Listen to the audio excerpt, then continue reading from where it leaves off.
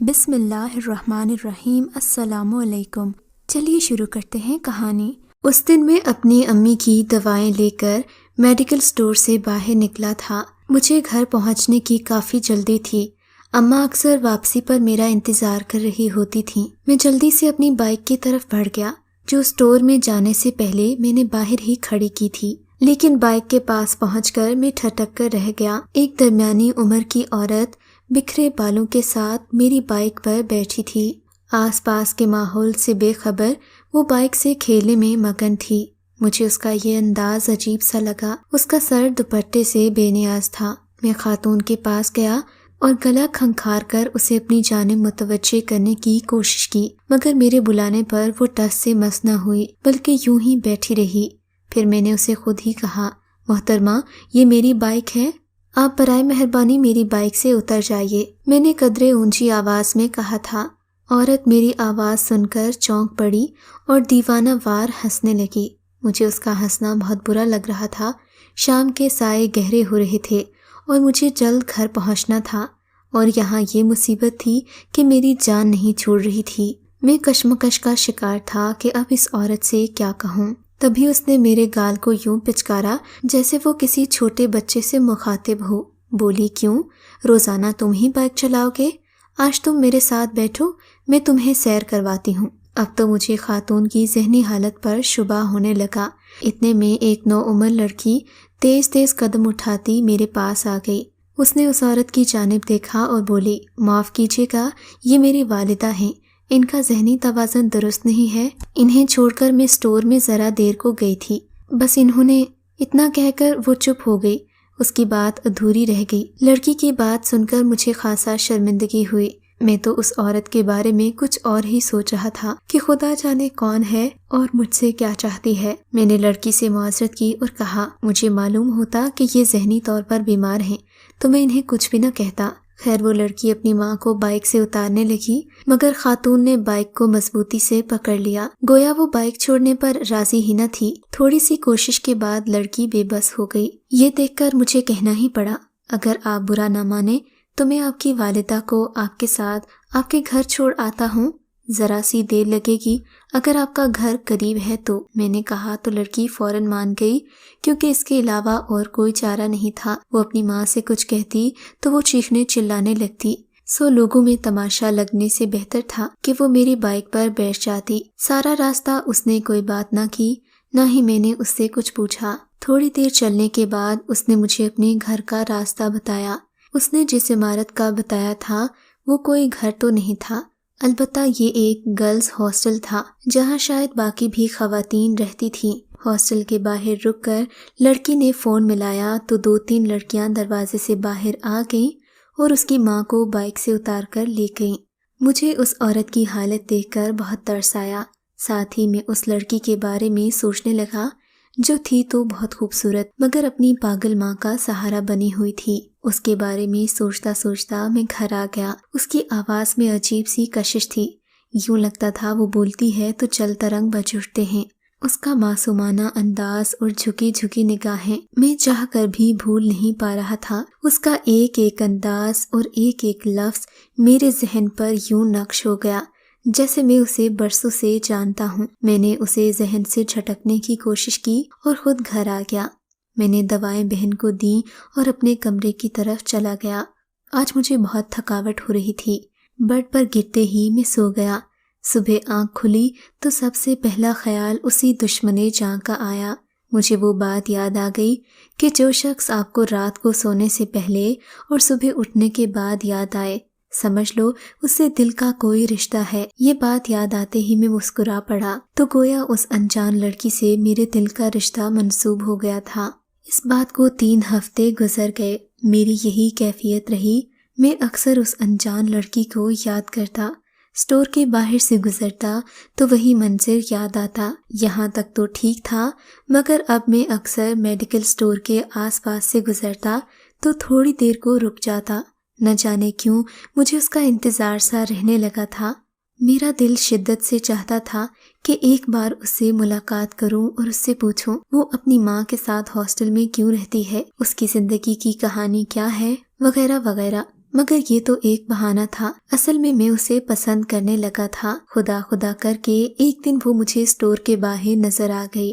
وہ دواؤں کا تھیلا لیے سڑک کے پار کھڑی شاید کسی گاڑی کا انتظار کر رہی تھی۔ میں نے اسے دیکھا تو فٹ سے اپنی بائک لے کر اس کے پاس پہنچا۔ میں نے اسے لفٹ دی اور بیٹھنے کا کہا۔ تھوڑے تردد کے بعد وہ بیٹھ گئی۔ یہ شام کا وقت تھا، سڑکوں پر زیادہ رش نہیں تھا۔ میں بائک دھیرے دھیرے سے چلانے لگا۔ ہم راستے میں باتیں کرنے لگے۔ اس نے اپنا نام سمرین بتایا تھا، اپنی صورت کی طرح اس کا نام بھی بہت خوبصورت تھا۔ راستہ کب ختم ہوا پتہ ہی نہیں چلا۔ اس کا ہاسٹل آیا تو مجھے لگا میں آج ایک بار پھر اسے کھو دوں گا، مگر میں نے عقل مندی سے کام لیا اور اسے اپنے بٹوے سے کارڈ نکال کر دیتے ہوئے کہا، سمرین آپ یہ کارڈ رکھ لیجئے، اگر کبھی بھی مدد کی ضرورت ہو تو مجھے ضرور یاد کیجئے گا۔ میں نے اسے کارڈ تھمایا تو اس نے مسکراتے ہوئے لے لیا، جیسے کارڈ تھمانے کا مطلب سمجھ گئی ہو۔ میں بھی یہی چاہتا تھا کہ سمرین مجھ سے رابطہ کرے، اور پھر ایسا ہی ہوا۔ میں رات کو سونے کی تیاری کر رہا تھا کہ سمرین کا میسج آ گیا۔ میں جانتا تھا اس کا میسج ضرور آئے گا، کیونکہ ہم آنکھوں میں کئی باتیں کر چکے تھے۔ اس کا میسج ملتے ہی میری خوشی کی انتہا نہ رہی۔ اس دن ہم نے خوب باتیں کی۔ رات 11 بجے سے لے کر صبح 3 بجے تک ہم باتیں کرتے رہے۔ یہ باتیں کوئی خاص تو نہ تھیں، بس ایک دوسرے کی پسند ناپسند اور مشترکہ عادات و اطوار کے بارے میں بات ہوئی۔ شاید یہ پہلی ملاقات کا اثر تھا، ہم دونوں کے شوق اور عادات بالکل ایک جیسی تھیں۔ میں نے اسے بتایا کہ مجھے اس کی سادگی بے حد پسند آئی ہے، جبکہ اس نے وضاحت کی کہ وہ بچپن سے سادگی پسند ہے۔ اسے نہ ہی آج کل کے فیشن کے لیے وقت ملتا ہے اور نہ ہی وہ یہ سب پسند کرتی ہے۔ مجھے یہ جان کر بہت خوشی ہوئی۔ باتوں ہی باتوں میں ہم ایک دوسرے کو پسند کرنے لگے، اور پھر جان پہچان سے دوستی اور دوستی سے محبت تک کا راستہ کیسے طے ہوا، یہ نہ ہی مجھے معلوم ہوا اور نہ ہی اسے احساس ہوا۔ اب ایک دوسرے کے بغیر رہنا ناگزیر ہو گیا تھا۔ میں آفس سے آتے ہی اس سے باتوں میں لگ جاتا اور رات دیر تک اس سے باتیں کرتا۔ وہ بھی میری منتظر ہوتی تھی۔ میں اکثر اس سے مذاق میں کہتا، مجھے تو لگتا ہے میری شادی ہو چکی ہے اور تم میرے آنے کی منتظر رہتی ہو۔ تمہاری وجہ سے میرا گھر آنے کا دل کرتا ہے، کیونکہ مجھے تم سے بات کرنا ہوتی ہے۔ اور بات بھی کچھ ٹھیک تھی۔ میں اب سمرین کو اپنی دلہن بنانا چاہتا تھا۔ میں نے اس سے اظہار محبت بھی کیا تھا۔ اس کی طرف سے تو کوئی اعتراض نہ تھا۔ اس کی صرف ایک ماں تھی، وہ بھی ذہنی طور پر معذور تھیں۔ ان کو تو آس پاس کی خبر نہ تھی، وہ بیٹی کے حال احوال کی کیا خبر رکھتی۔ ایک بیماری نے انہیں اس حالت میں پہنچا دیا تھا، جبکہ سمرین کا یہ بھی کہنا تھا کہ اس کے والد کے ظلم و ستم سے تنگ آ کر وہ اپنی ماں کو لے کر اپنے گھر سے نکلی ہے اور اب ہاسٹل میں ہی رہتی ہے، کیونکہ باپ کے تشدد اور روز روز کے طنز اور طعنوں نے اس کی ماں کے ذہنی توازن پر برا اثر ڈالا تھا۔ اور شاید اسی وجہ سے مجھے سمرین سے محبت کے ساتھ ساتھ ہمدردی بھی تھی۔ یہ اس رات کی بات ہے جب اگلے دن سمرین کی سالگرہ تھی۔ میں نے سوچا سمرین کو سالگرہ کا سرپرائز دوں گا، سو میں نے امی سے بات کرنا تھی۔ اس دن جب امی دودھ کا گلاس لیے میرے کمرے میں آئیں تو میں نے انہیں پاس بٹھایا اور سمرین سے ملاقات کی ساری داستان سنا دی۔ میری بات سن کر امی کو سمرین سے خاصی ہمدردی ہوئی۔ کہنے لگی، بیٹا اپنے بڑے بھائی سے کہہ کر اس کی ماں کا علاج کروا دو، ہو سکتا ہے کوئی بہتری آ جائے۔ امی شاید میری بات کا مطلب نہیں سمجھی تھیں۔ میں نے کہا، امی مجھے اس سے ہمدردی نہیں محبت ہے، میں اسے اپنی بیوی بنانا چاہتا ہوں، میں اس سے واقعی میں محبت کرنے لگا ہوں۔ میری بات سن کر امی کو جیسے بجلی کا کرنٹ لگا ہو۔ انہوں نے میرا ہاتھ پرے کیا اور بولی، تم جانتے تو ہو تم کیا کہہ رہے ہو؟ خدا جانے وہ لڑکی کس قوم کی ہو، اور پھر اس ندیدے خاندان میں تمہاری شادی کر دوں جس کا نہ کوئی آگے ہے نہ پیچھے ہے۔ کل کو تمہارے ساتھ کاندھا ملا کر چلنے والا کون ہوگا؟ یہ بھی سوچا ہے تم نے؟ کسی لڑکی کے بارے میں اتنی جلدی رائے قائم نہیں کرتے، اور تم نے یہ سوچ بھی کیسے لیا کہ تم یہ فیصلہ خود کرو گے؟ تمہارے والد نے افروز صاحب کی بیٹی سے تمہاری بات پکی کر دی ہے، اب ہم انہیں نہ کرنے سے تو رہے، وہ بھی ایک راہ چلتی لڑکی کی خاطر۔ اماں تو ایک ہی سانس میں مجھے سب کہہ گئیں۔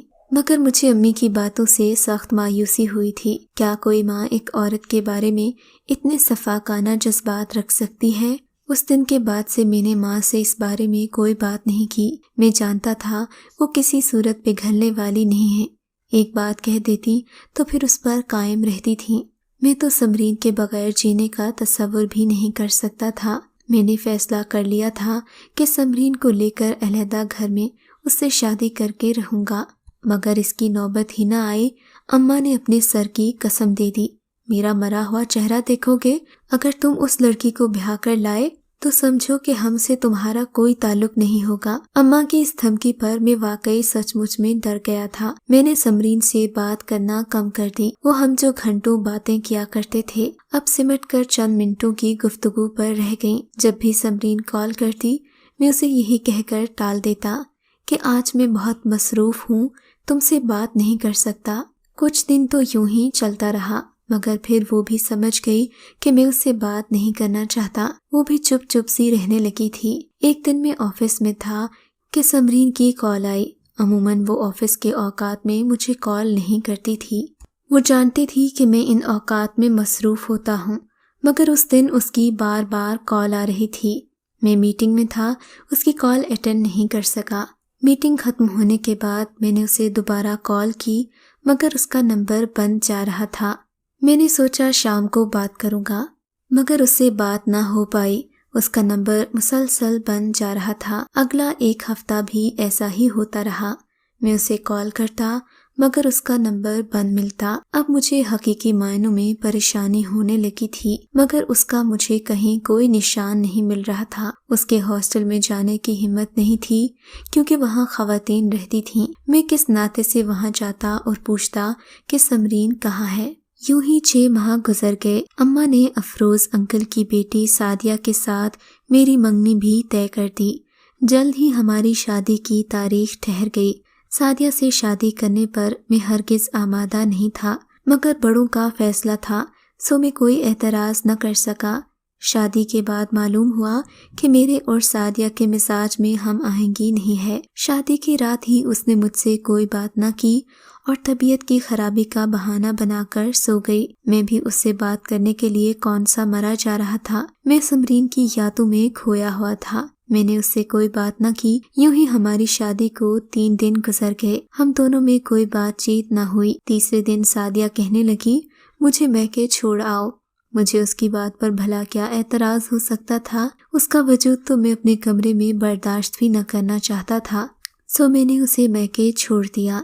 جب میں اسے میکے چھوڑ کر واپس آیا تو امی میرا اترا ہوا چہرہ دیکھ کر سمجھ گئیں کہ میں سعدیہ کے ساتھ خوش نہیں ہوں۔ امی نے مجھے بہت سمجھایا اور اپنی محبت سے میرا دل موہ لیا۔ امی کی باتوں سے مجھے لگنے لگا کہ شاید اب مجھے اپنی شادی کے ساتھ نبھا کر دینا چاہیے۔ جو ہو چکا اب اسے واپس تو نہیں لایا جا سکتا۔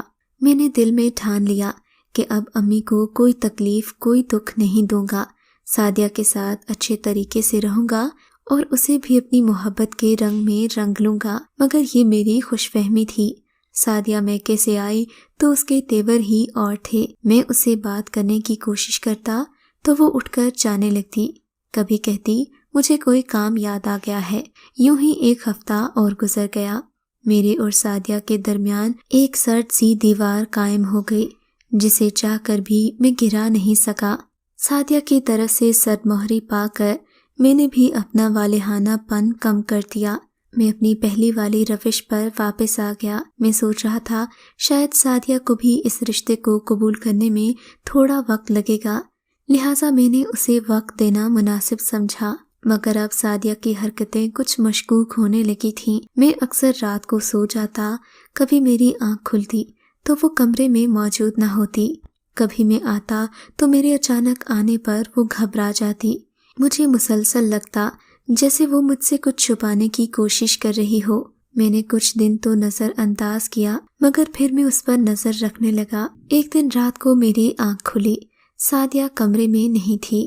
میں اسے ڈھونڈتا ہوا کمرے سے باہر گیا تو وہ کمرے سے باہر ٹیرس میں کھڑی تھی۔ میں دبے قدموں گیا تھا۔ وہ دھیمی آواز میں کسی سے فون پر بات کر رہی تھی۔ میں نے اس سے گرج کر پوچھا سعدیہ تم رات کے اس وقت یہاں کس سے بات کر رہی ہو؟ میرے پوچھنے پر سعدیہ کے ہاتھ سے فون گر پڑا۔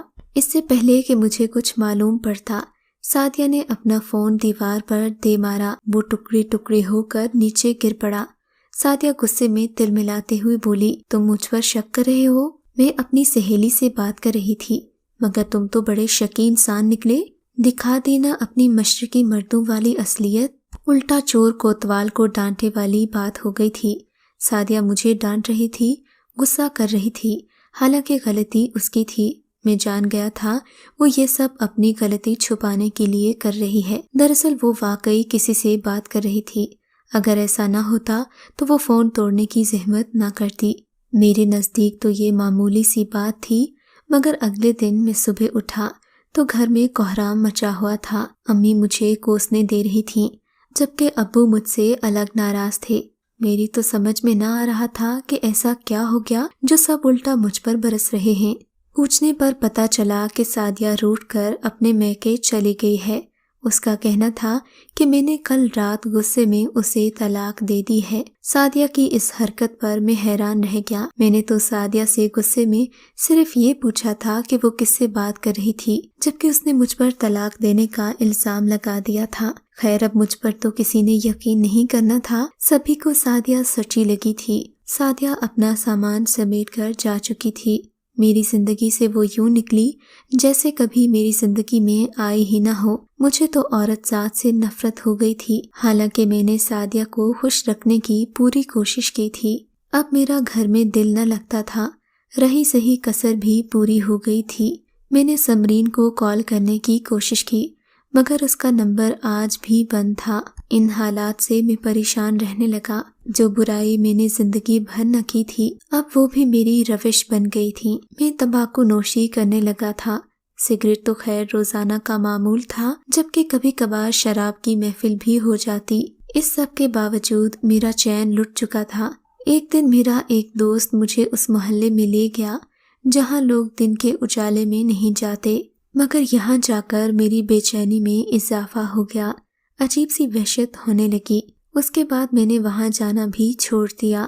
کچھ عرصے بعد میرے ایک دوست نے بتایا کہ وہ ایک ایسے گروپ کو جانتا ہے جو یہ کام انتہائی خفیہ طریقے سے کرتے ہیں، اور ان کا طریقہ بھی خاصا غیر روایتی ہے۔ میں جانا تو نہیں چاہتا تھا، مگر دوست کے اکسانے پر چلا گیا۔ میں نے اچھی خاصی رقم ادا کی اور حجلہ عروسی میں چلا گیا۔ مختصراً بتاتا چلوں، وہاں جو لڑکی بیٹھی میرا انتظار کر رہی تھی وہ کوئی اور نہیں، نصیبوں کی ماری سمرین تھی۔ میری محبت کی نشانی آج بھی اس کے گلے میں لٹک رہی تھی۔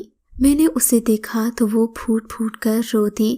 اس دن کی کہانی سنائی جس دن سے اس کی بربادی کا آغاز ہوا تھا۔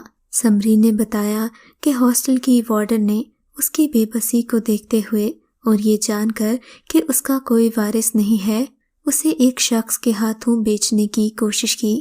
ہاسٹل کی وارڈن نے باقاعدہ سازش کے تحت پہلے سمرین کو اوپر والے کمرے میں شفٹ کیا جہاں کوئی زیادہ آتا جاتا نہیں تھا، پھر ان لوگوں کو اس کمرے کی چابی بھی دے دی جہاں سمرین اور اس کی ماں رہتی تھیں۔ جب اس بات کی خبر سمرین کو ہوئی تھی تو اس نے خود کو کمرے میں بند کر لیا تھا۔ مجھ سے رابطہ کرنے کی بہت کوشش کی، مگر میں اسے جواب نہ دے پایا۔ ان لوگوں کے آگے اس نے لاکھ مزاحمت کی، مگر وارڈن نے اپنے دام کھڑے کر لیے تھے، سو اسے چھوڑنے کا تو سوال ہی پیدا نہ ہوتا تھا۔ اس دن کے بعد سے سمرین اس گینگ کا حصہ بن گئی۔ وہ چاہ کر بھی یہاں سے نہ نکل پائی تھی، جبکہ اس کی ماں بے سہارا رہ گئی جس کی اسے کوئی خبر نہ تھی کہ آج وہ کہاں ہوگی۔ سمرین نے رو رو کر اپنا برا حال کر لیا۔ اس کی گرتی صحت بتا رہی تھی کہ وہ حالات کے ہاتھوں کتنی مجبور ہو چکی ہے۔ میں نے سمرین کو تسلی دی اور اسے وہاں سے لے جانے کی حامی بھر لی۔ میں نے اپنی مکمل منصوبہ بندی کر لی تھی۔ سمرین کو وہاں سے لے جانے کے لیے میرے پاس کافی سارے انتظامات تھے، کچھ لوگوں کی مدد بھی طلب کی تھی، مگر ہائری قسمت، اگلے دن تو سمرین کا وہاں نام و نشان نہیں تھا۔ شاید یہ لوگ میرے ارادے بھانپ چکے تھے۔ اس دن سمرین کو کھو کر مجھے یوں لگا جیسے زندگی میں میرے پاس کچھ نہ بچا ہو۔